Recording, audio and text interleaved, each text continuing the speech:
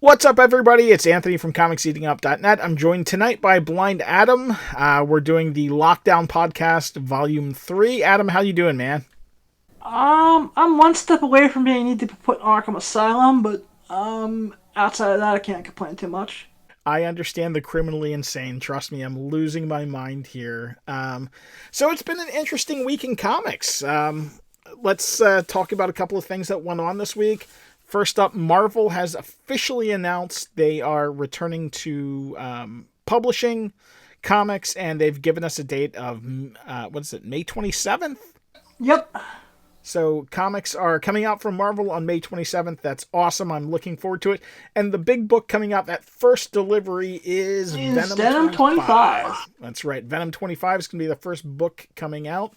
So there's been quite a few movie and TV announcements today. First up, Old Guard. They gave us a release date for the Old Guard Netflix TV show or TV movie that's going to be coming out in early July. And we also found out that Wretches from Scout Comics is in developed as a 1-hour TV series. So today turned out to be a pretty good day for spec. I ended up selling some Old Guard and have some Wretches up for sale that I keep getting really low ball offers on, but I'm not taking them. So what do you got going on, Adam? Let's see. The symbiote god, Null, is on fire. Yes, he is. And the latest book to get the Null effect is Venom Good Son #1, the second print. Nice. That's a great cover. That was a good cover. Yeah, and I'm kicking myself because I was mad tired last night, and there was a couple on eBay for $5. Well, I'll do it in the morning, and they were gone. Cheapest copy is now like $30.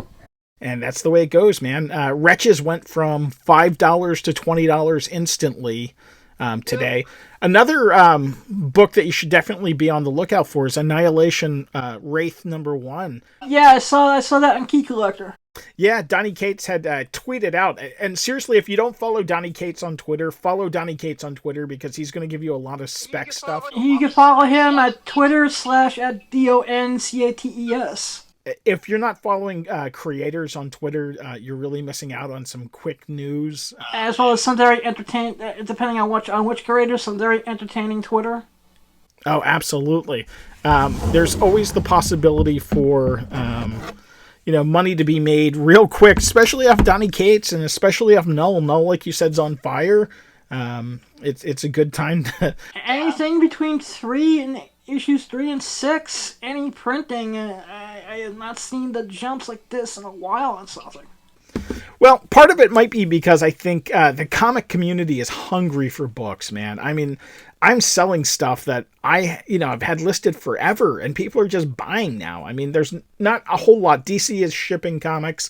Some of the smaller press people are shipping comics, but for the most part, there's no new stuff to buy. I mean, if you bought all 5 of DC's releases last week, then that's it. And there's been no real new comic spec. So a lot of people are digging classic issues and just really reader copies, man. I've been selling trends on eBay, and I'm actually, even in the heyday of the late '80s, early '90s, I have never seen anything like this. Yeah. The market is alive and well. I definitely feel bad for comic shops that are not open that can't capitalize on this. All my brothers and sisters in retail, we will be back.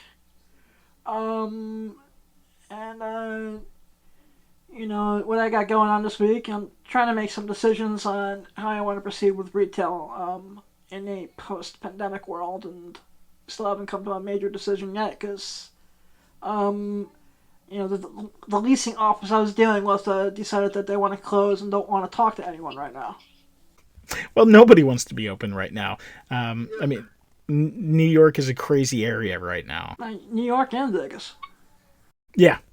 So, what Adam's talking about, he's looking to open a shop either here on the East Coast, up in New York, like the New York area, or looking to open a shop out in Vegas. And I was negotiating, just to update everyone, I was negotiating on a place out in Vegas, and I emailed the leasing office this week, and they're like, due to the pandemic, we're closed. We don't know what's going on.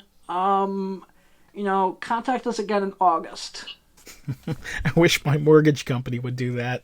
Yeah, I was like, okay, so you don't want my money, is what you're telling me. All right. Okay. Back to square one. Yeah. Well, I don't know if now is the right time to open a shop. Oh, actually, anyone who knows me knows the concept I'm going with, and if anyone wants to know, just follow me on Twitter at the Comic Pimp. So what else you got on tap tonight? You had quite a few things you wanted to talk about. I wanted to talk about, and I actually added something, and I forgot to tell you about it. I want to talk about CW spec. Okay. First off, am I the only one who's do specs on CW stuff? I think you're the only one who still specs on CW stuff. I saw Hush is going to be in full face wraps and trench coat. Yeah. That news came out this week. This Sunday, it looks great. They did Hush better on Batwoman than they did in the animated movie. I'm going to have to check it out, to be honest with you, because it didn't look bad. I know some of the... it looked like it was less bandages and more like a bandage helmet. But I'm going to check it out. I have yet to watch Batwoman, but I think... Like I said, I think it's a great time to be buying some of those early like Hush books, the 608, the 609. There is a New York Post variant for Batman 608. You can still find that double feature, which reprints 608 and 609 cheap. The Hush spec goes all the way up to 619. So, I mean, that's a good run of books. Oh, actually, I think that where people are leaving money on the table is the Batman Gotham Knights 74, where it's Joker versus the Hush on the cover. And also that run in the mid-50s. Like 50 for like 56 or 55 for 60. Which was that second little Hush storyline. And then, of course, Heart of Hush, which happened in the Detective Comics in the mid-800s. But Batwoman down, Detective Comics 854, the first Alice, there's a photo cover variant of that, you can get Singers of series by Rachel Scarsdale at Planet City Comic Con, and that as much as I can't stand Greg Rucka, that run between 854 to about 860 something with with Elegy, is an amazing story, and the books are still affordable. And then of course there's all sorts of different Flash spec from the Flash TV show, but once again I think I'm the only one who's pushing it. It's funny though, because a lot of it, there's been a lot of spec that came out of it, but not a lot of it has panned out into being like big money books. Hush, was definitely one that was on people's radars before, and with him showing up on the TV show, it's interesting. So that's definitely something to watch. My eBay is going off right now while we're doing this. So yeah, what's been hot for you? Weird stuff, to be honest with you. Things that I didn't... All right, let me rephrase it. What's the weirdest thing you've sold? As of lately, I've been selling some AOC convention specials. I had gotten a lot of them from Devil's Due, and they've been selling well. I threw them up on eBay. I've been selling them. I sold some Old Guard today. Had a lot of nibbles on my Wretches, and sold some Star Wars. Just like random Star Wars variants. Star Wars has been selling for me. A lot of people. May the 4th. It was a great time to have Star Wars books up because people were actually buying Star Wars. Hey, Monday was the 4th, man. And here's a book that it was an unknown comic store exclusive, so I ignored it, and I think I'm gonna go back and buy it. It was the cosplay variant they did. What would you expect from Blind Adam? Not for that to be in a future Hidden Gems. You know what I'm thinking? He sent me it was a Magic cosplay variant is what he sent me this week. Yep. It was it was a Zenescope book with and it wasn't not Randy Green. What's his name? Paul Green. Yeah. Who does he does great cosplay variants for Zenescope. Really, I've made money off his covers before. But it's been, I don't know, it's just been weird. Just not everything I'm putting up is selling, but a large percentage of, of the books that I'm putting up are selling, and I'm happy with my sell-through percentage. So hopefully by Monday I'll finally have the sighted assistant thing finally taken care of. Yeah. And then I can get back to putting stuff on eBay. My personal assistant, her day job is... You're in social work, so you totally understand it. And she's the head of her office in New York, so she's, like, swamped. I could imagine. I know I'm here, I'm swamped, and I'm in the Baltimore area, and I'm not the head of the office. I'm a unit supervisor, and it's been crazy, It's just... Yeah, unfortunately the buck stops with her. Yeah. She's like, I hate to do this to you, but can we push it back a day or two? I'm like, no problem, I totally... So, what else do you have on the comic front? The comic front, and I apologize, I switched a little bit up just because the last 2 days have been really rough for me.